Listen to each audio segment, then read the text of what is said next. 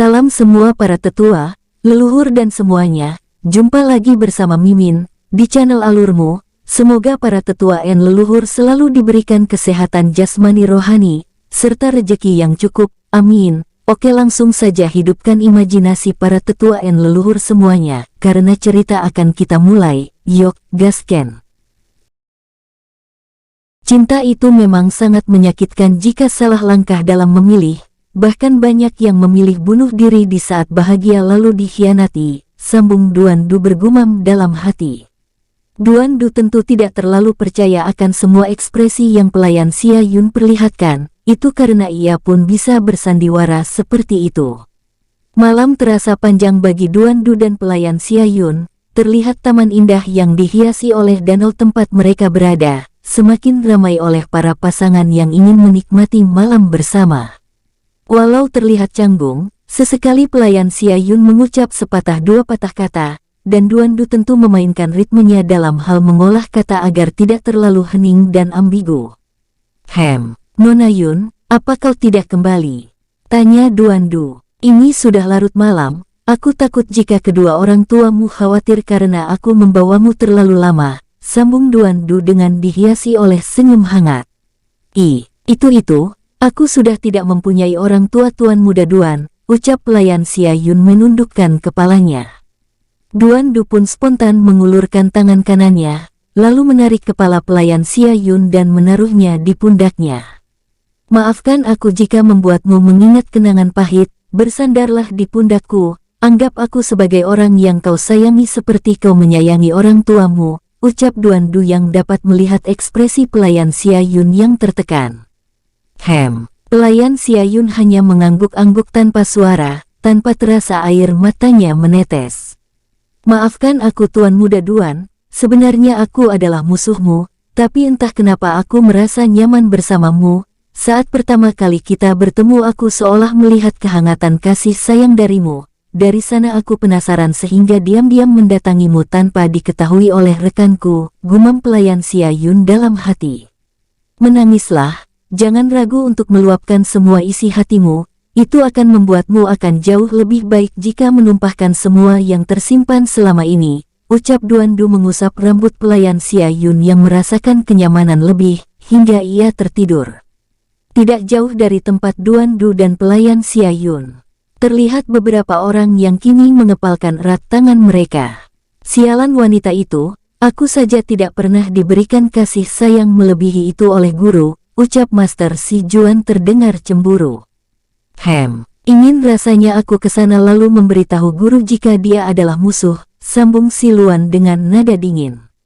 Aku tak menduga jika betapa bodohnya Tuan Duan, bisa-bisanya dia dengan mudahnya ditipu, ucap wakil Master Li Hixi mengepalkan erat tangannya. Tentunya ia juga cemburu karena belum pernah ada laki-laki yang melakukan hal yang Duan Du lakukan itu. Wakil Master Li Hixi juga sedikit marah karena merasa betapa bodohnya Duan Du. Saat ketiganya mengintip, Bai An yang melihat ketiganya hanya bisa menggelengkan kepala. Apa mereka benar-benar Master Sekte, Wakil dan Penetua Agung? Kenapa sifat mereka seperti anak kecil, gumam Bai An sedikit heran. Apa yang kalian lakukan di sini? Apa kalian mengintip orang berkencan? Sapa Bai An dengan suara tenang. Wah, ketiganya langsung terkejut lantaran terlalu fokus melihat Duan Du dan pelayan Xia Yun. Apa yang Anda lakukan di sini Tuan Bai? Tanya ketiganya serempak dengan nada canggung. Hanya mengawasi kalian saja, aku takut jika kalian bertindak di luar kendali, jawab Bai An dengan nada santai. Itu, kami hanya kesini jalan-jalan. Benarkan Master, ucap wakil Master Li Hixi langsung mengelak. Si Luan dan Si Juan mengangguk serempak membenarkan. Kami kembali dulu, di sini sudah terlalu ramai, permisi. Tanpa menunggu jawaban dari Bai An, ketiganya dengan cepat pergi meninggalkan Bai An lantaran sedikit malu lantaran diketahui mengintip. Bai An semakin menggelengkan kepalanya melihat ketiganya pergi buru-buru. Mata Bai An langsung bersinar hingga mengeluarkan sedikit petir dan api. Tatapannya kini mengarah ke sosok wanita yang menatap ke arah dirinya dengan seutas senyum. Lari bocah, dia bukan lawanmu, teriak roh Asura darah langsung keluar memperingati Bai An. Saat Bai An akan membuka ruang hampa, muncul dua bilah belati energi tepat di depan kedua tangan Bai An untuk menghentikannya membuka ruang hampa. Wus, bom. Ledakan kecil terdengar saat Bai An menghindar dan kedua bilah mengenai danau di dekat Bai An. Dret-dret, si bersaudara langsung muncul saat merasakan aura musuh yang sangat berbahaya. Terlihat keduanya mengapit Bai An sambil melihat sekelilingnya. Namun mereka sudah tidak merasakan keberadaan musuh. Sial, kita terlambat selangkah, umpat Master Si Juan. Aura tadi seperti aura dari sosok bertopeng hitam yang mendekati sosok bertopeng kuning, ucap Penetua Agung Si Luan datar.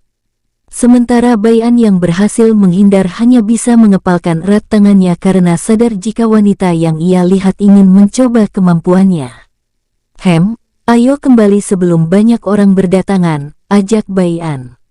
Si bersaudara mengangguk serempak. Dret, ketiganya langsung menghilang tanpa meninggalkan jejak.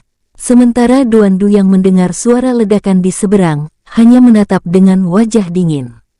Kakak, gumam Duan Du dalam hati. Jika terjadi apa-apa dengan kakak, aku tidak akan mempunyai hati nurani lagi kepada semua orang-orang menara, sambung Duan Du. Pelayan Xia Yun yang ikut tersadar akibat suara ledakan disertai aura dari rekannya kini sedikit marah, tapi tak lama ia membeku saat melihat tatapan mata Duan Du yang dingin. Tuh. Tuan muda Duan, apa yang terjadi? Tanya pelayan Xia Yun menyadarkan Duan Du. Tidak ada, ayo kita kembali, ajak Duan Du datar. Pelayan Xia Yun seketika membeku. Baiklah, ucap pelayan Xia Yun kaku. Bom, apa yang kau lakukan? Apa kau ingin merusak rencanaku? Ucap sosok bertopeng biru dengan jubah hitam. Kini mengayunkan tinjunya hingga menghancurkan meja yang ada di sebelah sosok bertopeng biru, dengan jubah putih bercampur merah. Kenapa marah? Hanya masalah kecil, aku hanya ingin melihat kekuatannya saja sehingga menyerangnya tadi.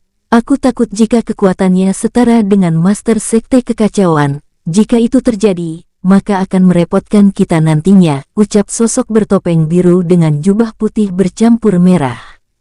Tak lama topengnya pun berubah saat tangan kanannya memegang dinding topeng. Kini terlihat warna topeng yang tadinya biru berubah menjadi hitam dan bernomor 2 di pojok kanan atas. Ingatlah, di masa lalu kau telah gagal memimpin kita semua sehingga pangkat kita turun. Jika kau gagal lagi, maka kita semua akan mati, sambung sosok bertopeng hitam bernomor 2. Mendengar itu, sosok bertopeng biru pun ikut mengubah warna topengnya ke bentuk aslinya, yaitu hitam terlihat nomor 1 yang artinya dari semua sosok bertopeng hitam, ia adalah yang terkuat. Tapi dulunya ia pernah mengenakan topeng kuning bernomor 100. Jika dulu ia tidak gagal, mungkin saat ini angka di nomornya telah berubah menjadi 1 digit di jajaran topeng kuning. Mungkin kali ini aku akan mati, karena aku merasa gagal menjadi pemimpin, gumam sosok bertopeng hitam bernomor 1. Saat ini bayangannya bersama Duan Du langsung terlintas, karena hal tersebut ia mengatakan akan gagal. Ia tak ingin menyakiti sosok yang membuatnya merasakan kehangatan yang selama ini ia cari-cari. Setelah membuka topengnya, kini terlihat wajah pelayan Xia Yun. Aku tidak ingin mengkhianati isi hatiku. Walau aku mati pun itu tak mengapa, karena kebahagiaan tidak akan datang 2 kali bagiku. Aku tak ingin menyesal di kemudian hari, sambung pelayan Xia Yun mencengkram erat kepalan tangannya. Tak lama pelayan Xia Yun pun langsung pergi, ia tak menyadari jika telah diawasi oleh beberapa sosok bertopeng. Walau kecil kemungkinan topeng hitam nomor 1 berkhianat, tetap awasi dia agar rencana kita tidak gagal, ucap sosok bertopeng kuning dengan nomor 1 digit. Baik tuan, ucap sosok bertopeng kuning dengan nomor urut 2. Aku merasa tinggal beberapa saat lagi akan ada kejadian berdarah yang tidak bisa dihindari lagi, gumam Bai Chuye membuka matanya.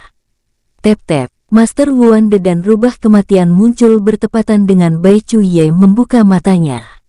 Apa Tuan Muda Ye merasakannya? Tanya Master Wuande melihat ke arah langit yang gelap. Langit berubah menjadi semakin gelap, bukan hanya itu saja, angin pun terasa semakin berat disertai aroma darah yang pekat. Ucap Bai Cuye dengan nada datar. Jika begitu, apakah kita akan langsung menemui Tuan Bai dan yang lainnya? Tanya Master Wuan De sedikit merinding saat mendengar ucapan Bai Cuye. Belum saatnya, bersabarlah menunggu acara lelang sampai ke puncak, setelah itu kita akan bergerak melawan dua sosok yang selalu mengawasi kita, ucap Bai Cuye menatap datar ke arah dua sosok berjubah hitam yang ditugaskan oleh sosok bertopeng kuning yang bersama rekan pelayan Xia Yun. Saat tatapan mata Bai Cuye mengarah ke kedua sosok yang selalu mengawasinya, terlihat keduanya mundur. Apa yang diucapkan oleh Tuan ternyata benar jika pemuda itu sangat berbahaya. Aku merasakan bahaya dari sosok bertubuh merah itu, ucap salah satu dari sosok bertopeng merah. Maka dari itu kita ditugaskan untuk mengawasinya saja. Ingatlah perkataan Tuan, jika kita bergerak ke arahnya, maka kecil kemungkinan kita bisa selamat, walau pemuda itu terlihat lemah dalam hal tingkat kultivasi. Sambung rekannya. Kedua sosok bertopeng hitam ini baru saja tiba beberapa menit yang lalu bersama tuannya sosok bertopeng kuning. Tapi hanya mereka berdua saja yang ditinggalkan untuk mengawasi Bai Cuye. Sampai saat ini mereka berdua belum mengetahui tingkat kultivasi sosok bertubuh merah yang selalu bersama Bai Cuye. Bahkan Master Wuan De dan Rubah Kematian pun belum mengetahui tingkat kultivasi Bai Sueren. Hanya Bai Cuye saja yang mengetahuinya. Kalian berdua makan ini, aku tadi sempat membuat pil darah, walau aku bukan seorang alkemis, tapi setidaknya aku telah memodifikasinya dengan campuran inti darahku, ucap Bai Cuye melempar 2 butir pil berwarna merah darah. Hap-hap, Master Wuan De dan Rubah Kematian langsung menangkapnya. Apakah ini efektif? Tanya Rubah Kematian menatap Bai Cuye. Apa tidak apa-apa jika mengonsumsinya? Tanya Master Wuan De melirik ke arah kemana Bai Cuye menatap tadi. Kalian jangan terlalu banyak bicara, lakukan saja apa yang aku katakan. Aku tidak pernah membohongi anggota keluargaku sendiri, sementara untuk mereka berdua, serahkan saja kepada Bai Sueren, ucap Bai Cuye datar. Glek, keduanya menelan ludah disertai mengangguk patuh. Entah mengapa mereka merasa jika Bai Cuye kini jauh lebih mengerikan dari ayahnya Bai An. Baiklah, kami pergi dulu, ucap keduanya serempak langsung pergi karena takut Bai Cuye berubah pikiran. Wus-wus, setelah kepergian keduanya, pandangan Bai Cuye kini mengarah ke kedua sosok yang mengawasinya. Aku yakin ayah, kakak, paman dan yang lainnya pasti bahagia jika mengetahui kekuatanku meningkat lagi. Terlebih kini aku mempunyai Bai Sueren yang memiliki kekuatan luar biasa, gumam Bai Cuye sedikit tersenyum datar saat membayangkan ayahnya dan yang lainnya bangga. Dret, Bai Cuye langsung menghilang menjadi genangan darah. Sial, kemana pemuda itu dan manusia bertubuh merah itu, ucap keduanya serempak.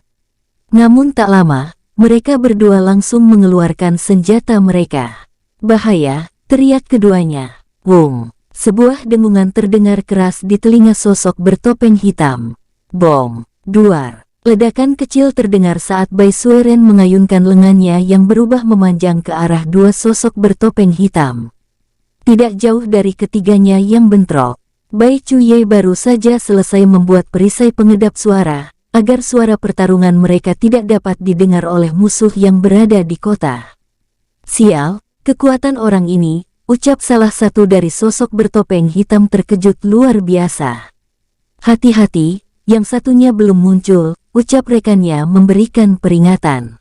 Baru saja rekannya selesai memberi peringatan, Bai Cuye muncul dengan pedang menjulur ke arah musuhnya.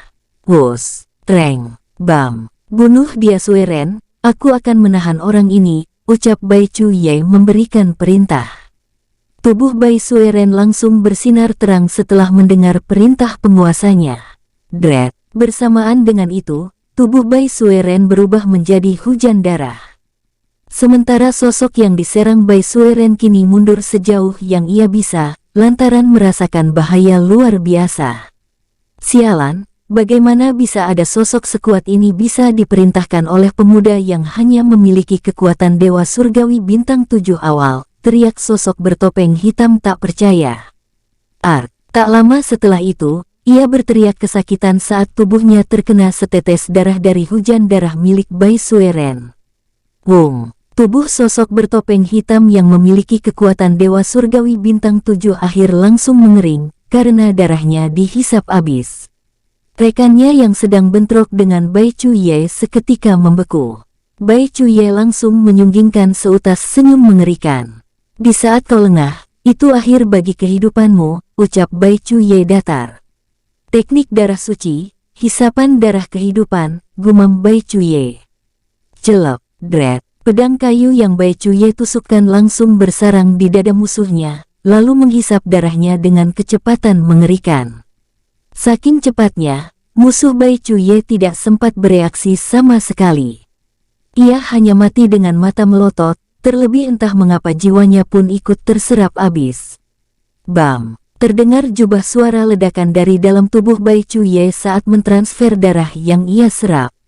Dewa Surgawi bintang 7 menengah, teknik yang ayah berikan ini sangat luar biasa, gumam Bai Chuye mengalihkan pandangan ke arah Bai Sueren yang berdiri di sampingnya. Dugaanku benar jika kau belum sempurna, ucap Bai Chuye saat melihat Bai Sueren tidak mengalami peningkatan yang artinya kini Bai Sueren hanya boneka mati menurutnya. Walau begitu, Bai Chuye tetap tenang tanpa merasa kecewa, karena kekuatan Bai Sueren berada di tingkat Dewa Surgawi bintang 8 puncak. Kekuatan yang sangat luar biasa menurut Bai Chuye. Ia pun tak menyangka hasil ciptaannya akan sekuat ini saat masih belum sempurna, membayangkan Bai Sueren telah sempurna membuat Bai Chuye menyunggingkan seutas senyum datar. Tapi, walau begitu, Bai Chuye sadar jika membuat Bai Sueren tidak semudah yang terlihat. Bai Chuye menggunakan setengah inti darah abadinya, yang artinya ia menggunakan setengah keabadiannya. Dan hal itu membuat Bai Chuye rentan mati, ibarat kayu yang sudah lapuk, jika dipukul maka akan langsung hancur. Namun Bai Chuye tentu tidak akan berpikir negatif akan kelemahannya ini, ia malah semakin termotivasi, dengan berpikir jika ia semakin kuat, maka kelemahannya akan tertutupi. Semoga ayah tidak menyadari hal ini, gumam Bai Chuye dalam hati. Ayo kita kembali Sueren, ajak Bai Chuye. Keduanya langsung berubah menjadi butiran darah. Dret, tatapan mata sosok bertopeng kuning seketika bersinar disertai hawa mencekam menyelimuti area tempatnya berada. Siapa yang telah membunuh bawahanku? Ucap sosok bertopeng kuning dengan nada dingin. Tak lama muncul ratusan sosok bertopeng merah, 10 sosok bertopeng biru dan 3 sosok bertopeng hitam. Cari, siapa orangnya? Jangan sampai adanya jejak, karena aku tak mau rencanaku ketahuan, ucap sosok bertopeng kuning. Saat semuanya akan bergerak, suara sosok bertopeng kuning kembali terdengar. Topeng hitam 1 dan 2, kalian diam. Pelayan Xia Yun dan rekannya mengangguk sambil tetap berlutut dan kepala mengarah ke bawah. Kalian mungkin tahu kedatanganku ke sini karena para jenderal sudah meragukan kinerja kalian, dan jika kalian gagal, maka kalian semua akan dibunuh, sedangkan aku tidak. Ucap sosok bertopeng kuning. Jadi kalian jangan kecewakan jenderal dan jangan melakukan hal di luar batas, ucap sosok bertopeng kuning menatap ke arah pelayan Xia Yun yang dulunya pernah menjadi tuannya. Tentua pelayan Xia Yun sadar jika kini ia dituduh, walau ucapannya secara halus, pelayan Xia Yun tahu kematiannya tidak akan lama lagi.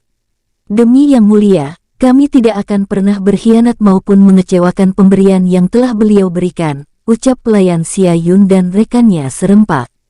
Baiklah, kalian boleh pergi, ucap sosok bertopeng kuning. Saat pelayan Xia Yun dan rekannya akan pergi, tubuh pelayan Xia Yun sedikit bergetar saat mendengar suara tuannya. Oh ya, aku lupa jika tuan kami, tuan pertama bertopeng kuning telah ditangkap karena ketahuan berkhianat, ucap sosok bertopeng kuning disertai seutas senyum tipis. Dret, pelayan Xia Yun dan rekannya langsung menghilang dan sosok bertopeng kuning seketika bergumam. Aku sudah menduga jika ia salah satu dari mereka yang tersisa di masa lalu. Waktu terus berlalu, tanpa terasa pagi telah tiba, kota yang tadinya sangat padat kini semakin membeludak. Banyak ahli-ahli tersembunyi bermunculan, dari klan kuno yang tidak pernah memperlihatkan diri, hingga para ahli yang telah mundur dari dunia kultivator. Sementara di rumah lelang Gedung Merah, semua pegawainya kini terlihat sibuk merenovasi ulang ruangan aula lelang menjadi jauh lebih besar lagi. Jauh di luar kota, kini para tuan muda sekte besar, tuan muda klan maupun para jenius dari berbagai sekte kini mulai berdesakan masuk. "Hei kalian cepatlah, jangan buat kami menunggu terlalu lama," teriak salah satu pemuda dengan aura selalu keluar dari tubuhnya.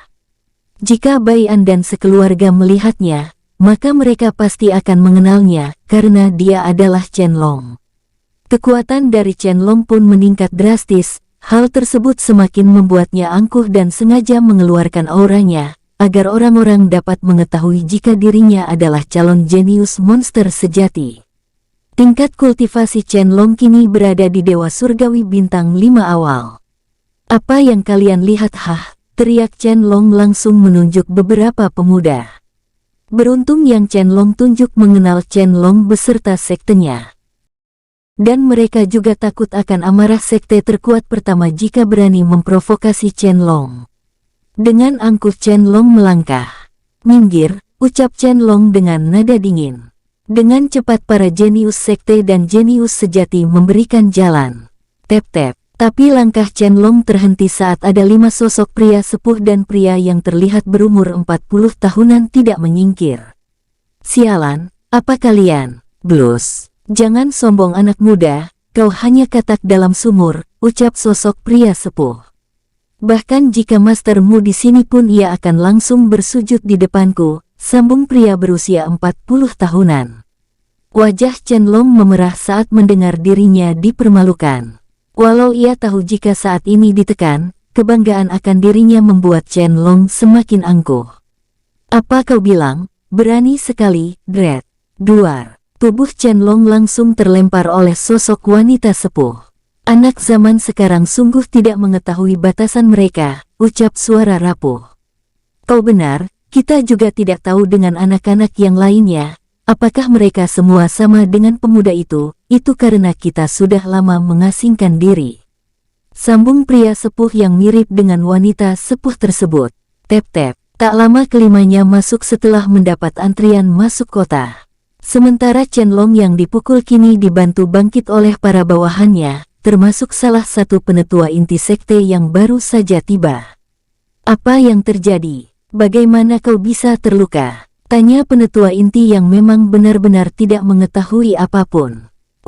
Guru, ada 5 orang tadi menghadang Cener saat akan mengambil antrian masuk. Mereka dengan sengaja mengeroyok Cener lalu mengambil antrian.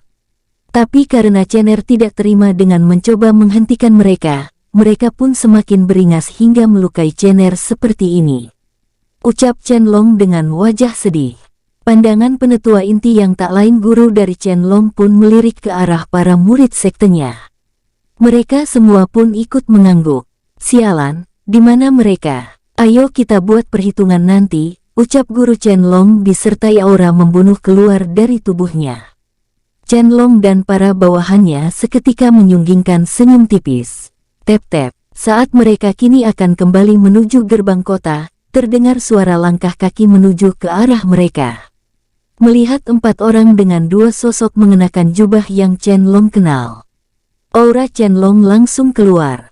"Guru, mereka adalah anggota dari ke-5 orang yang telah melukai Cener. Jubah mereka sama persis," teriak Chen Long menunjuk ke arah Bai Chuye dan Bai Sueren. Wajah guru Chen Long langsung berubah, namun saat ia membalik badan, tubuhnya sedikit merinding. "Master Sekte Pedang Cahaya dan Rubah Kematian." Lalu, ucapan guru Chen Long terhenti, karena tidak mengenal 2 sosok berjubah hitam yang mengenakan tudung tersebut. Tep-tep, hei kalian, aku yakin kalian adalah anggota orang yang tadi memukulku tanpa sebab, berikan aku kompensasi yang setimpal dengan kedua lengan kalian semua, jika tidak, seutas senyum mengerikan Chen Long perlihatkan. Master Wuande dan rubah kematian yang mendengar itu seketika saling melirik. Aku pilih pahanya, ucap rubah kematian menjilat bibirnya. Aku pilih darahnya untuk dijadikan pil, sambung Master Wuande menyunggingkan senyum menyeringai. Mendengar ucapan kedua orang yang asing baginya, membuat wajah Chen Long memerah. Dasar sampah, teriak Chen Long menunjuk ke arah rubah kematian dan Master Wuande. Aku akan menunjukkan kematian lebih baik bagi kalian berdua. Mendengar itu, Guru Chen Long menegang, ia memiliki kekuatan Dewa Surgawi Bintang 6 akhir, walau begitu ia sadar tidak bisa menang dari Master Wuande. Sosok yang bisa menjadi seorang Master Sekte adalah sosok yang tidak sederhana, walau memiliki tingkat kultivasi setara, tapi kekuatan mereka terlampau jauh. Hahaha, hahaha. Sementara rubah kematian yang mendengar ucapan Chen Long seketika tertawa terbahak-bahak. Dengan cepat ia bergerak ke arah Chen Long disertai seringai lebar. Tapi sebelum ia sampai, Bai Chuye sudah lebih dahulu muncul dengan tangan menjulur ke kepala Chen Long. Chen Long yang melihat itu tentu tidak mampu bereaksi karena tidak menyadari perbedaan kekuatan mereka, bahkan guru Chen Long pun hanya melihat sekilas. Tak lama sebuah jerit teriakan seketika terdengar selama beberapa detik, kemudian jerit teriakan kembali hening. Bai Chuye hanya menatap Chen Long dengan tatapan datar. "Wos, bro, selesaikan sisanya," ucap Bai Chuye dengan datar setelah melempar Chen Long yang terkena mental dan langsung menjadi orang idiot. "Hehehe, yang tua itu bagianku," ucap rubah kematian. Master Wuande hanya mendengus kecil sesaat lalu bergerak. Wos, dret, bom. Tidak sampai 1 menit, guru, dan semua murid sekte terkuat kini musnah dengan hanya menyisakan tulang belulang. Hehehe, rasanya mereka terlalu lemah, terutama orang tua itu, ucap rubah kematian terkekeh. Itu karena kita semakin kuat bodoh, ucap Master Wuande dengan nada kesal, entah mengapa setiap ia melihat tingkah rubah kematian, ingin sekali rasanya ia menghajarnya. Tep-tep, setelah melangkah dan berhenti tetap di depan Chen Long, rubah kematian dan Master Wuande saling melirik. Aku memiliki rencana, agar mendapat banyak keuntungan, bagaimana jika kita kembalikan dia ke sektenya berada, ucap rubah kematian kini tersenyum penuh semangat disertai bertepuk tangan. Melihat kelicikan rubah kematian yang haus akan daging dan kekuatan, Master Wuande tentu setuju. Ia juga ingin mengumpulkan banyak darah musuhnya agar bisa dijadikan pil darah. Tatapan Master Wuande kini melirik ke arah Bao Chuye yang melihat ke arah kota dengan wajah datar. "Jika kalian sudah selesai ayo kita masuk, aku tak peduli apa yang kalian rencanakan, lakukan saja sesuka kalian, selagi kalian mampu melawan, maka aku tak akan menekan kalian," ucap Bai Chuye datar. Bai Chuye tentu mendengarnya dan ia juga tahu jika satu saja dari mereka, kini telah mampu menghadapi sekte besar tanpa masalah. "Ayo, sebelum Tuan Ye berubah pikiran, kita gabungkan kekuatan kita untuk menciptakan portal acak yang mengarah ke sektenya," ucap rubah kematian sembari tersenyum. Master Wuande mengangguk setuju. Dengan segera mereka mengeluarkan energi dalam jumlah besar yang bertumpu di kedua tangan mereka. Wung, dret, sebuah sinar muncul saat kedua energi dari rubah kematian dan Master Wuande bersatu. Bersamaan dengan itu, sebuah pintu berbentuk bundar muncul. Wung, duar, haha kembali ke monyet kecil, teriak rubah kematian menendang Chen Long yang linglung dengan wajah bodoh. Dret, pintu portal seketika lenyap. Tep-tep, sudah selesai Tuan Muda Ye, apa kita langsung masuk? Tanya Master Wuande kini mendekati Bai Chuye bersama Bai Sueren. "Tidak, kita akan menunggu di sana," tunjuk Bai Chuye menunjuk ke arah pohon besar yang tidak jauh dari kemah kecil yang dibuat oleh para ahli yang datang ke kota. "Saat ini aku merasakan musuh sangat banyak berada di setiap tembok kota, bahkan di tengah-tengah kota pun mereka berbaur. Jadi belum saatnya kita bergerak," ucap Bai Chuye. Memang dari mana Tuan Muda Ye tahu? Kenapa aku tidak mampu merasakannya? Tanya Master Wuande. Ia bertanya karena kini kekuatannya setara dengan Bai Chuye. Dirinya dan rubah kematian kini berada di tingkat dewa surgawi bintang 7 menengah. Itu karena darah orang-orang menara berbeda dengan kita yang berasal dari dimensi alam dewa. Walau dulunya mereka juga berasal dari dimensi ini pun, bagi orang yang pernah ke menara darah mereka bercampur dengan sesuatu yang tidak bisa aku jelaskan. Ucap rubah kematian dengan bangga. Aku juga baru merasakannya saat ini, mungkin karena garis darahku telah meningkat dan kekuatanku juga meningkat jauh, maka dari itu aku dapat merasakan setiap dari mereka. Sambung rubah kematian. Master Wuande sedikit iri saat mendengarnya. Tapi dengan cepat menghilangkannya karena sadar setiap orang punya kelebihan dan kekurangan masing-masing. Sore hari, apa kalian siap? Tanya Master Sijuan melihat semua penetua sektenya. Melihat semuanya mengangguk, Master Sijuan pun kembali berkata, "Baiklah, sebelum ke posisi kalian, aku peringatkan sekali lagi, jangan bertindak gegabah, walau kalian kuat. Berusahalah untuk mundur jika tidak mampu melawan musuh yang jauh lebih kuat dari kalian. Aku juga memperingatkan jika jangan melakukan pergerakan sebelum sinyal dari Tuan Duan muncul." Semua penetua sekte kekacauan langsung mengangguk paham. Wus-wus, mereka pun langsung menyebar ke posisi yang telah ditentukan oleh Duan Du dan Wakil Master Li Hixi. Baiklah, sekarang hanya kita berempat, apa kita akan langsung ke pelelangan? Tanya Master Sijuan yang kini melihat Bai An, Bai Han dan Duan Du. Aku merasa jika sudah banyak peserta lelang sudah hadir. Ucap Bai An mengangguk ringan. Jika begitu, apa yang kita tunggu? Ayo ayah, paman, Master, Haner sudah tidak sabar ingin mengikuti lelang, ucap Bai Han dengan nada bersemangat. Tidak sabar mengikuti lelang atau kau tidak sabar ingin memprovokasi mereka Haner? Ucap Duan Du tersenyum kecil. Itu juga termasuk paman, sambung Bai Han dengan mata bersinar. Tep-tep, langkah Bai An seketika terhenti saat ia merasakan keakrabatan dan familiar. Bukan hanya Bai An, Bai Han pun merasakan hal yang sama, bahkan jauh lebih akrab dari ayahnya. Bai Han seolah terhubung, pandangan Bai Han pun melihat ke segala arah. Tatapannya berhenti di pintu masuk rumah lelang. Bai An pun pandangan terhenti di pintu masuk, mereka berdua melihat 5 sosok. 2 pria sepuh, 2 wanita sepuh dan 1 pria 40 tahunan. Duan Du dan Master Sijuan yang awalnya penasaran, kini sedikit membeku saat merasakan kekuatan kelima orang yang Bai An dan Bai Han lihat. Ayah, ucap Bai Han melirik ke arah ayahnya yang mengangguk. Benar, dia orangnya. 2 orang dari mereka ayah merasakan keakraban yang pernah dibicarakan oleh Nona Ling Hua, ucap Bai An serius. 2 leluhur dari klan Bai, gumam Bai An dalam hati. Bai An tidak tahu apakah mereka berasal dari generasi keberapa klan Bai. Tapi ia tahu jika keduanya bukan pendiri klan Bai atau orang yang telah membuat perjanjian.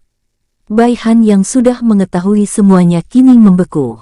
Sudah lama ia ingin mengembangkan kekuatannya, tapi tertahan oleh sesuatu yang bahkan ayahnya sendiri tidak mengetahuinya. Ini, apakah mereka bisa melakukannya ayah? Tanya Bai Han dengan nada bergetar.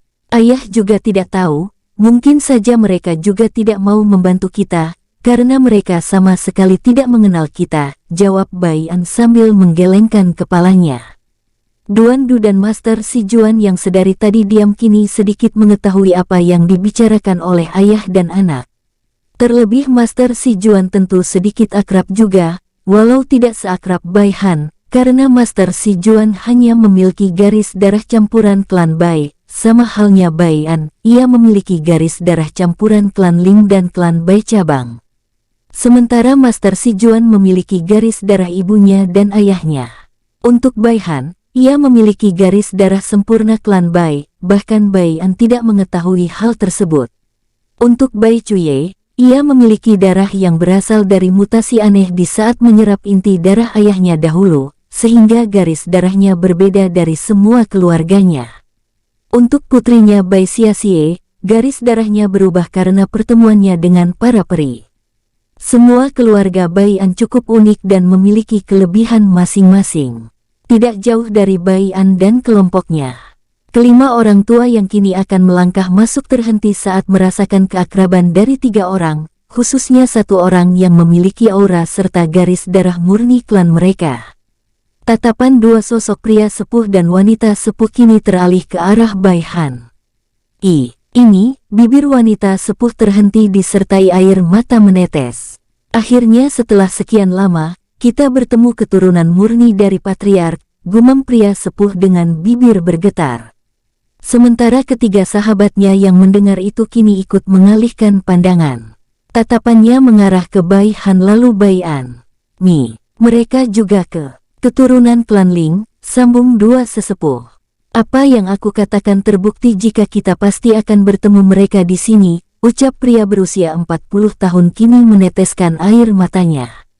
Benar, tapi ini belum saatnya kita menemui mereka, saat ini ada yang mengawasi kita, ucap pria sepuh dari klan Bai. Saking bahagianya, aku melupakan musuh kita, aku yakin jika mereka menyadarinya. Sambung wanita sepuh klan Bai. Mereka berlima pun langsung membalik badan lalu melangkah masuk. Bai Han dan Master Si Juan yang melihat mereka pergi ingin menghentikannya. Tapi Bai An dan Duan Du pun langsung menghalangi keduanya.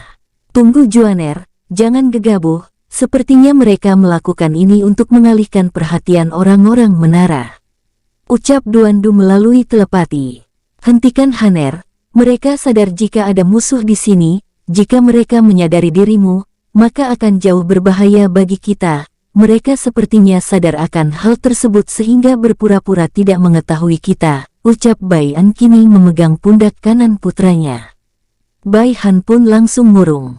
Bersabarlah, jika ada waktu luang nanti saat di dalam, kita akan langsung mendatanginya, ucap Bai An mencoba menghibur putranya. Bai Han sadar jika ayahnya ingin menghiburnya. Tapi ia mengambil hal yang positif dari ucapan ayahnya. Haner mengerti ayah, dan terima kasih, ucap Bai Han langsung memeluk ayahnya dengan erat. Bro, Duan Du pun ikut memeluk Bai Han dan Bai An. Apa yang kakak katakan itu benar, sabarlah Haner. Kau itu tidak membebani kami, paman sadar jika perasaanmu terasa seolah menjadi beban selama ini. Tapi nyatanya justru karena kehadiranmu membuat kami selalu ingin menjadi kuat agar ada sosok yang kami jaga, ucap Duan Du. Bai Han pun mengangguk-angguk dengan perasaan hangat. Tep-tep, bro. Master Si Juan yang tidak tahan pun langsung ikut memeluk ketiganya. Dan pada saat Master Si Juan memeluk ketiganya membuat dada Bai An terasa sesak. Ini, ucap Bai An langsung mencengkram erat pundak Master Si Juan. Siapa kau sebenarnya? Aku merasakan garis darah dari Singer di dalam dirimu. Tanya Bai An dengan mata tajam. Master Si Juan yang melakukan kesalahan dengan melakukan kontak tubuh kini membeku. Duan Du pun ikut membeku dengan wajah menegang. Aku merasa kau terlalu banyak menyembunyikan ini dari kakak Duer, ucap Bai An melihat adiknya dengan dingin. Itu, sebenarnya Duer tidak tahu mau menjelaskan dari mana dan ini juga permintaan Juaner sendiri, katanya demi kebaikan kakak. Ucap Duan Du seketika merasa bersalah. Bai An yang awalnya sedikit emosi karena merasa dibohongi kini mulai tenang. Entah ini baik atau tidak, tapi entah mengapa kebanyakan mereka yang mengetahui tentang masalah leluhurku Sang Asura selalu mengatakan belum saatnya mengetahuinya. Tapi baiklah, kakak kini akan mendengar ucapanmu Duer. Sementara untuk Master Sekte, beritahu aku semuanya jika waktunya telah tiba. Ucap Bai An dengan nada tenang. Aku kini tidak akan memaksa kalian mengatakan apapun. Tapi setidaknya jika itu musuh, jangan pernah menyembunyikannya, karena itu demi kebaikan kita semua. Sambung Bai An. Tanpa mengatakan apapun lagi, Bai An langsung melangkah ke pintu masuk lelang yang memiliki bentuk kuno. Pintu tersebut memiliki panjang 20 meter dan lebar 40 meter. Di setiap dinding pintu dihiasi oleh kayu yang mengeluarkan aura unik. Duan Du dan Master Si Juan saling melirik sambil menghela nafas. Tak lama mereka berdua langsung mengejar Bai An dan terakhir Bai Han yang melamun ikut menyusul. Tep-tep, Perlihatkan token lelang Anda Tuan. Setelah tahu token Anda, nanti pelayan akan mengarahkan Anda kamar Anda, ucap penjaga lelang menghentikan langkah Bai An dan kelompoknya. Tap-tap, Duan Du maju lalu menunjukkan token VVIP nomor 08. Melihat token VVIP nomor 08, kedua penjaga saling melirik. Tunggu sebentar Tuan Muda, saya akan memanggil pelayan Xia Yun terlebih dahulu, ucap salah satu penjaga yang telah mendapat pesan dari tuannya. Tap-tap, tidak sampai 1 menit, terlihat sosok wanita anggun. Selamat datang Tuan Muda Duan dan Tuan Muda. Ini kakakku, panggil saja An, dan ini keponakanku, panggil saja Han, lalu ini panggil apa saja sesuka Nona Yun, ucap Duan Du memberitahu dengan senyum. Silahkan masuk Tuan Muda An, Tuan Muda Han, dan Tuan Muda Misterius. Ajak pelayan Xia Yun langsung menuntun Bai An dan kelompoknya masuk. Tap-tap, setelah mencapai lantai 6 yang mempunyai dimensi, pelayan Xia Yun langsung masuk bersama Bai An dan kelompoknya. Setelah melewati pintu dimensi lantai 6, pandangan Bai An dan kelompoknya sedikit kagum akan luas dan indahnya dimensi buatan rumah lelang Gedung Merah. Aku merasa tidak sedikit biaya yang dihabiskan untuk membuat dimensi buatan ini menggunakan material, ucap Duan Du. Bai An dan Bai Han langsung memandang ke arah Duan Du dengan tatapan aneh seolah mengatainya. Apa kau ingin menjadi Chen Tian kedua? Untuk Master Si Juan yang belum sadar hanya mengangguk ringan mendengar ucapan gurunya. Walau ia sudah melihat banyak material langka, tapi saat ini, dimensi buatan ini hanya terbuat dari material yang cukup umum. Namun jumlahnya yang fantastislah membuat Master Si Juan tidak menyangkanya. Sementara pelayan Xia Yun hanya bisa tersenyum kecil.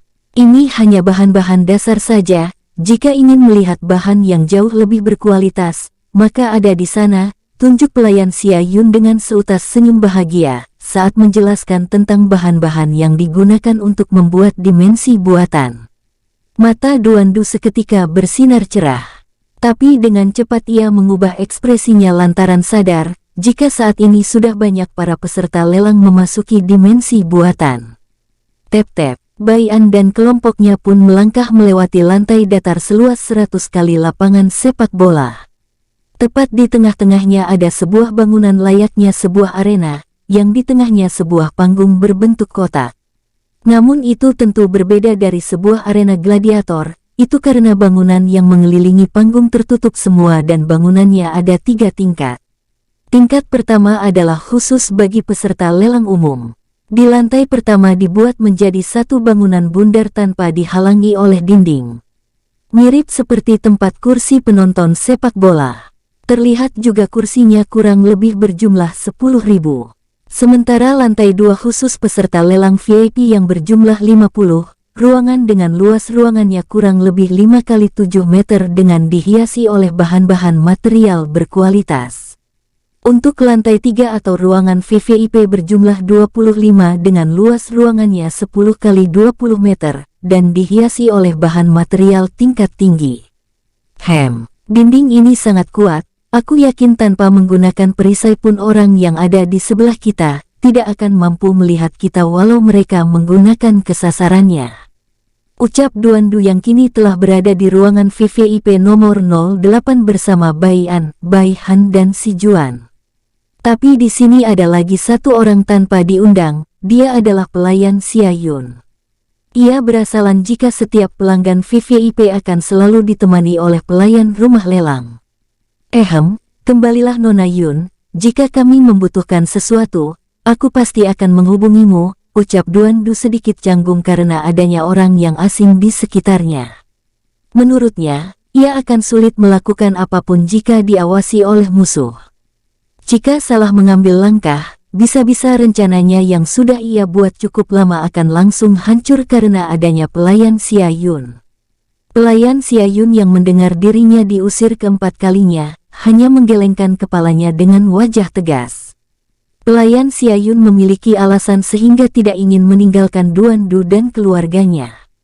Itu karena ia ingin melindungi mereka semua jika bawahan, rekan atau bahkan tuannya tiba-tiba menyerang nanti. Ingin rasanya pelayan Xia Yun mengungkapkan identitasnya. Tapi ia ragu jika Duandu akan marah, kecewa hingga menolaknya keberadaannya. Bukan hanya Duandu yang tidak nyaman, bahkan Master Si Juan pun terlihat memasang wajah kesal karena tidak bisa melakukan apapun. Sementara Bai Han hanya fokus melihat ke arah jendela kaca kristal, tepatnya pandangan Bai Han mengarah ke panggung yang masih dipenuhi oleh para pelayan laki-laki, yang masih melakukan beberapa pertarungan kecil sebagai pembukaan acara lelang. Berbeda dengan Bai An, ia kini memejamkan matanya. Tepatnya ia berkomunikasi dengan roh asura darah. Apa kau yakin jika tidak apa-apa kita membiarkan wanita ini di sini? Tanya Bai An sekali lagi. Aku merasa niatnya ingin melindungi kalian, itu artinya besar kemungkinan ia akan berkhianat kepada menara. Ucap roh asura darah terdengar ragu. Bai An dalam bentuk jiwa kini mengerutkan keningnya saat melihat nada serta ekspresi roh asura darah. Ada apa? Apa ada yang salah? Tanya Bai An. Aku melihat jika seluruh tubuh wanita ini telah dikuasai atau disegel, menggunakan darah campuran yang berasal dari menara. Itu artinya setiap penghuni menara tidak akan pernah bisa berkhianat. Bahkan jika mereka berpikir berkhianat pun mereka akan langsung mati. Walau dahulu cukup banyak yang melakukan pemberontakan, tapi mereka semua tidak ada yang hidup. Lalu yang membuatku heran dan ragu adalah, jika wanita ini benar-benar ingin melakukan pemberontakan, ia pasti akan langsung mati karena seluruh anggota tubuhnya akan bisa dideteksi pergerakan maupun pikirannya. Ucap roh asura darah memberikan penjelasan. Bai An seketika terpana.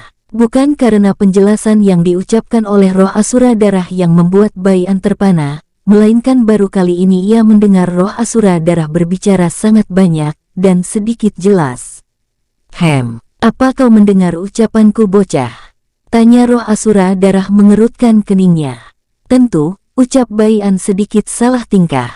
Tunggu, aku akan keluar lebih dulu, jika ucapanmu memang benar, maka aku ingin membuktikannya. Ucap Bai An memasang wajah serius karena terlihat ingin mengambil resiko. Jiwa Bai An pun langsung pudar. Tak lama Bai An langsung membuka mata, tanpa basa-basi Bai An langsung bangkit. Tep-tep, Bai An melangkah ke tempat pelayan Xia Yun berdiri di samping pintu keluar. Duer, Haner, Master, bersiaplah tentang segala kemungkinan yang akan terjadi. Ucap Bai An melalui telepati. Duandu yang merenung bersama Master Si Juan lantaran berpikir bagaimana cara mengusir pelayan Xia Yun seketika menegang. Tapi tak lama mereka pun langsung bersiap bersama dengan Bai Han. Tep-tep, langkah Bai An terhenti tepat 2 meter di depan pelayan Xia Yun, yang sadar akan ada masalah serius saat melihat ekspresi Bai An. Langsung saja katakan dengan jujur, apa kau menyukai adikku? Tanya Bai An menatap tajam pelayan Xia Yun. Sekilas terlihat Bai An tersenyum licik. Glek, itu. Wajah pelayan Xia Yun seketika memerah, saking merahnya ia langsung gugup. Tidak perlu dijawab, aku sudah tahu jawaban dari tingkahmu. Potong Bai An mengangkat tangannya. Lalu apa kau tidak takut mati? Kau pasti sadar akan pertanyaanku ini, karena aku tahu siapa kau sebenarnya, bukan hanya aku, tapi semua kami yang ada di ruangan ini. Bai An tidak mengucapkan tentang pengkhianatan, karena itu terdengar terlalu menyakitkan. Kakak Duandu seketika terdiam saat tangan Bai An menjulur ke belakang isyarat dia belum diberikan untuk bicara. Duandu pun hanya bisa menggertakkan giginya sambil menahan sakit, karena mengira kakaknya ingin membunuh pelayan Xia Yun. Duandu tidak menyangka jika pelayan Xia Yun benar-benar jatuh cinta terhadap dirinya. Walau ia menduganya pun, ia tentu tidak terlalu percaya, kecuali pelayan Xia Yun langsung mengungkapkannya seperti tadi. Kini keheningan terjadi di ruangan VVIP nomor 08. Saking heningnya, suara nafas pun tidak terdengar. Maafkan aku jika menyembunyikan ini semua, tidak ada sedikit pun niat untuk memanfaatkan kalian semua, ucap pelayan Xia Yun menundukkan kepalanya. Aku melakukan ini karena keinginanku sendiri, aku sudah muak dengan sikap Pelayan Xiayun seketika memuntahkan darah, tubuhnya juga terlihat mengeluarkan darah dari setiap kulitnya. "Nona Yun," ucap Duandu langsung melesat ke arah pelayan Xiayun. Tapi lagi-lagi Bai An menghentikan langkah Duandu. Bahkan Master Si Juan pun ikut menahan gurunya. "Tunggu, kau akan mati jika bersentuhan dengannya Duer," ucap Bai An dengan nada serius. Bai An mengetahui ini karena diberitahu oleh roh Asura Darah, agar jangan berkontak fisik dengan orang-orang menara jika segelnya aktif. Maka otomatis mereka juga akan langsung ikut terkena segel tersebut. Melihat pelayan Xiayun berusaha menahan rasa sakit. Entah mengapa Duandu seolah ikut merasakan hal tersebut. "Kakak, apa tidak ada cara untuk membantu Nona Yun?" tanya Duandu. Terlihat dalam kondisi seperti ini, Duandu mencoba untuk tenang. Ia sadar jika kakaknya juga melakukan hal terbaik bagi kedua pihak saat ini. "Tunggu, jika melakukannya di tempat ini, akan sangat berbahaya. Banyak musuh yang mengawasi kita. Kakak harap kau mengerti Duer," ucap Bai An. Duandu pun langsung mengangguk. Sementara Master Si Juan kini merenung, ia mencoba mengingat setiap pesan dari naha berlian langit. "Sial, ayolah otak sialan, ingatlah," teriak Master Si Juan dalam hati. Saat Master Si Juan fokus mengingat setiap ucapan dari naga berlian langit, Bai An yang dari tadi meminta bantuannya tidak didengar. "Duer, sadarkan dia, di saat genting seperti ini, bisa-bisanya ia melamun," ucap Bai An menghela nafas. "Bra!" Duandu langsung menepuk pundak Master Si Juan dengan dialiri sedikit energi. "Apa yang kau pikirkan sehingga tidak mendengar ucapan dari kakakku Juaner?" tanya Duandu melalui telepati. "Ah, guru, maafkan aku. Ada apa? Apa yang leluhur katakan tadi?" tanya Master Si Juan sedikit canggung. "Kita gabungkan kekuatan kita untuk membuat perisai. Kakak ingin membuat celah ruang agar bisa membawa Nona Yun tanpa diketahui oleh musuh. Mohon bantuannya," ucap Duandu membungkukkan badan dengan tulus.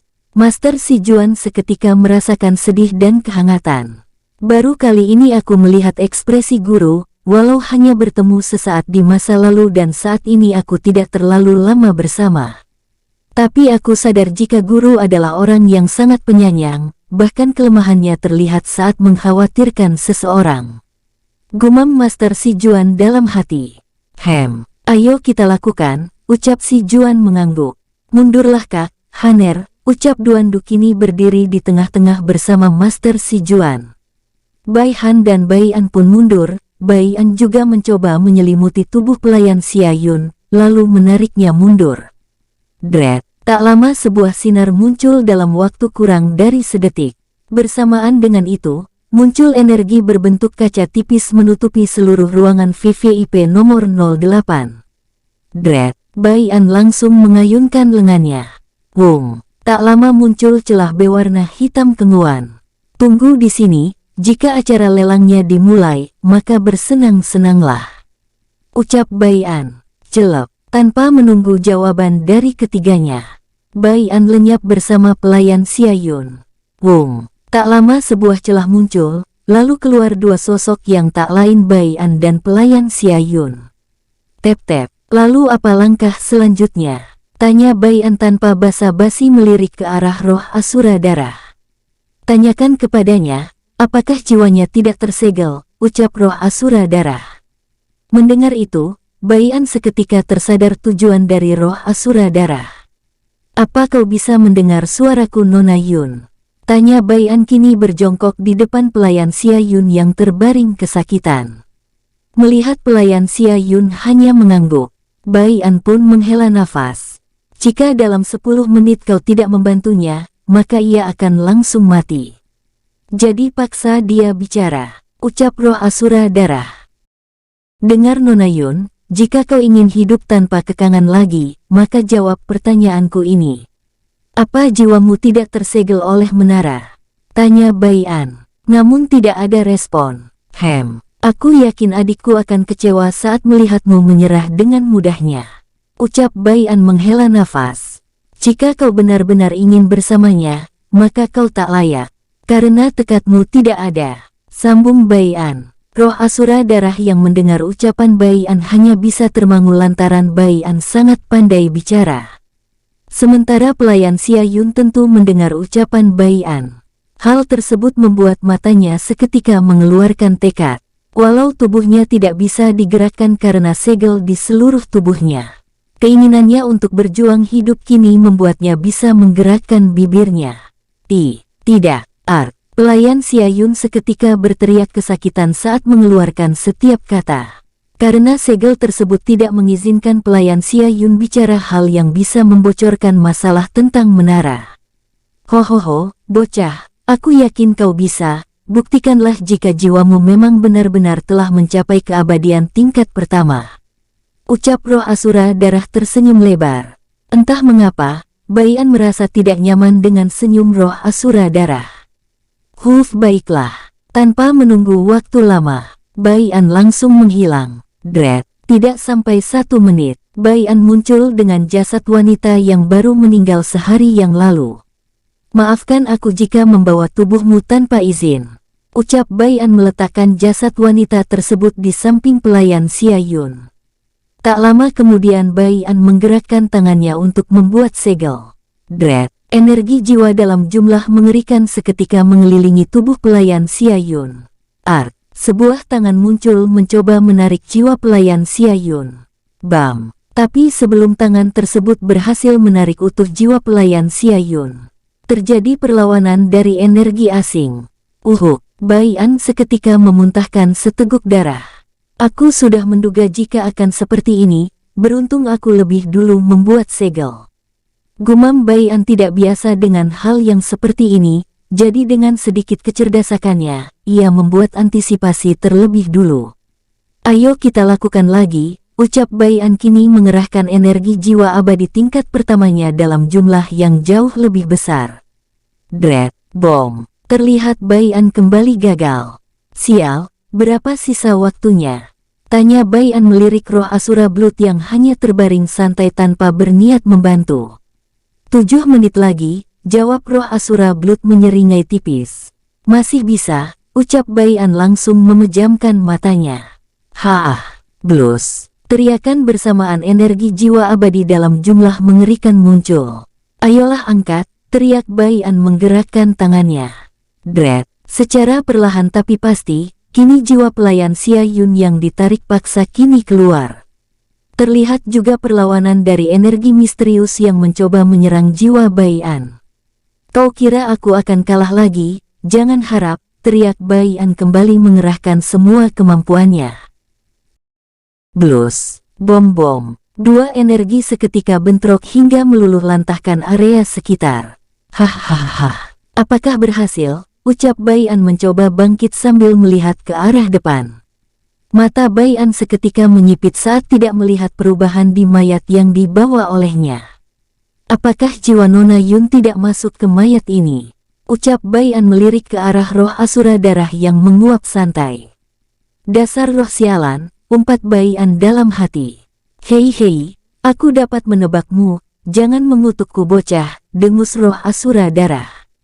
Jiwanya berhasil masuk, tapi aku juga sedikit bingung. Aku kini tidak merasakan jiwa wanita itu di tubuh mayat wanita yang kau bawa ini. Ucap Asura Darah yang pada akhirnya menjawab pertanyaan Bai An. Bai An yang mendengar itu pun langsung mencoba memulihkan energi jiwa terlebih dahulu, sebelum memeriksa kondisi mayat wanita di depannya. Ruang VVIP nomor 08. Duan Du yang terlihat mengkhawatirkan kakaknya dan pelayan Xia Yun, kini mengabaikan acara lelang yang akan dimulai. Terdengar suara puluhan ribu peserta dari lantai pertama, bahkan beberapa juga peserta lelang VIP lantai kedua ikut bersorak, karena sudah tidak sabar akan dimulainya pelelangan. Ayo jangan basa-basi, langsung saja mulai lelangnya, suara demi suara terdengar sama dari berbagai orang. Wah, dasar orang-orang idiot, apakah kalian tidak pernah mengikuti pelelangan, kolot sekali kalian. Suara yang tadinya gaduh, kini menjadi hening setelah mendengar suara dari seorang pemuda yang berada di lantai 3, tepatnya di ruang VVIP nomor 08.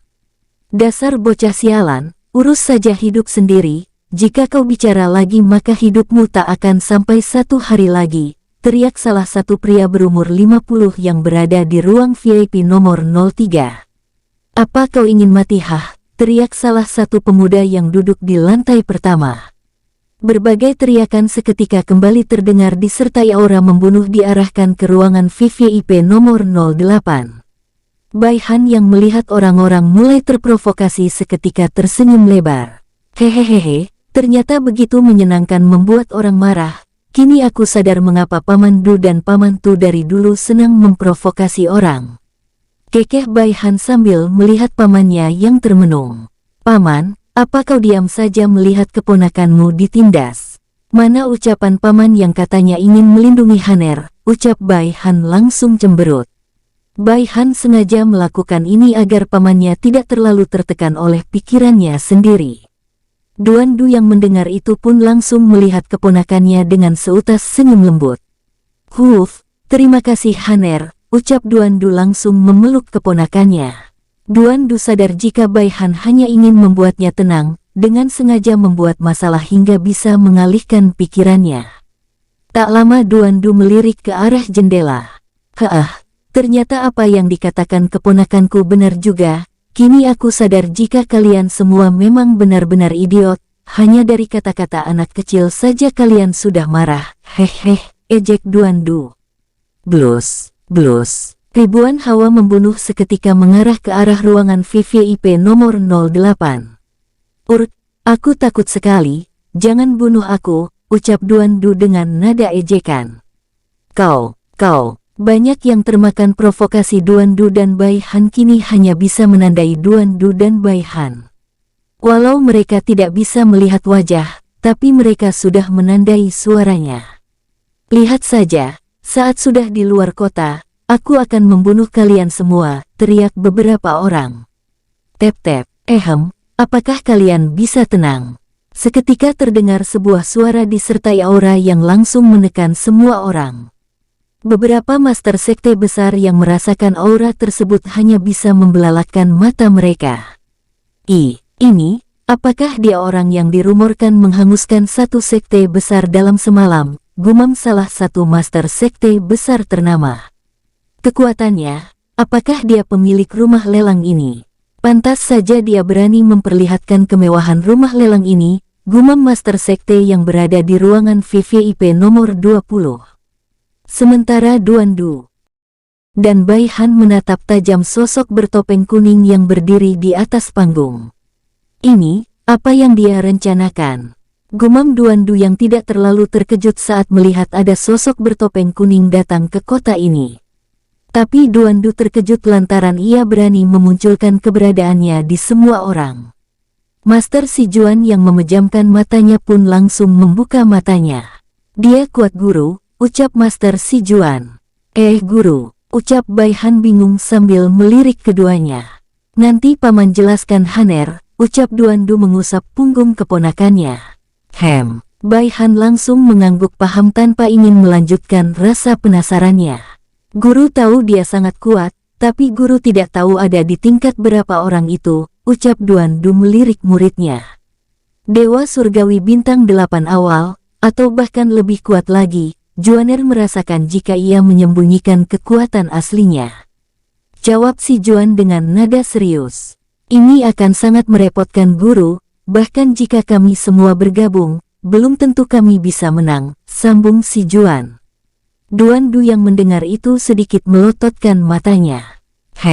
Jika apa yang kau ucapkan benar adanya, mengapa ia tidak langsung menyerang kita dari pertama kali ia datang ke sini? Tanya Duan Du. Merenung sambil bergumam, ada yang tidak beres, aku merasa ia sedang merencanakan sesuatu yang berbahaya. Apa? Sebelum Si Juan menyelesaikan ucapannya, Duan Du lebih dulu memotongnya. Tidak perlu, kita akan ikuti permainannya lebih dulu sembari menunggu kedatangan kakak dan menunggu kabar YR yang sedang melakukan sesuatu juga, ucap Duan Du tersenyum tipis. Di panggung lelang, sosok bertopeng kuning yang akan menjadi pembawa acara lelang, sedikit mengerutkan keningnya karena kesadarannya sedikit buram saat mencoba melihat ke arah ruang VIP nomor 08. Walau buram, Sosok bertopeng kuning tentu bisa menembus perisai buatan si Juan dan Duandu. Kemana topeng hitam nomor 01 dan keturunan Asura pergi? Gumam sosok bertopeng kuning. Itu tidak penting. Aku yakin mereka akan datang ke sini, terutama pengkhianat itu. Aku yakin ia akan mati tak lama lagi, sambung sosok bertopeng kuning. Plak-plak. Baiklah, karena kalian sudah kembali tenang serta tidak sabar, aku akan langsung mulai saja langsung, ucap sosok bertopeng kuning bertepuk tangan 2 kali disertai tersenyum tipis di balik topengnya. Tep-tep, tak lama datang 2 sosok bertopeng hitam membawa cincin penyimpanan. Wos, salah satu dari sosok bertopeng hitam langsung mengeluarkan sesuatu, yang langsung membuat semua peserta lelang membelalakan mata mereka. Bukan yang keluar dari cincin tersebut yang membuat mereka terkejut, melainkan cincin itu sendiri. Hohohoho, aku tahu kalian sangat bersemangat, tanpa perlu aku jelaskan pun kalian tahu ini cincin dimensi, dan inilah item pertama yang akan dilelang. Ucap sosok bertopeng kuning. Harga awal adalah 1 batu kristal tingkat tinggi dengan kelipatan harga tidak dibatasi. Dan jika orang yang memenangkan item ini maka ia juga berhak membawa semua budak ini, ucap sosok bertopeng kuning. Wah. Bersambung, terima kasih untuk semua para tetua, leluhur semuanya yang sudah setia bersama alurmu. Jangan lupa juga jauhi permainan 4 psikiater yang menyesatkan, agar keluarga para tetua tetap aman dari masalah. Kita lanjut episode selanjutnya ya, hehehehe.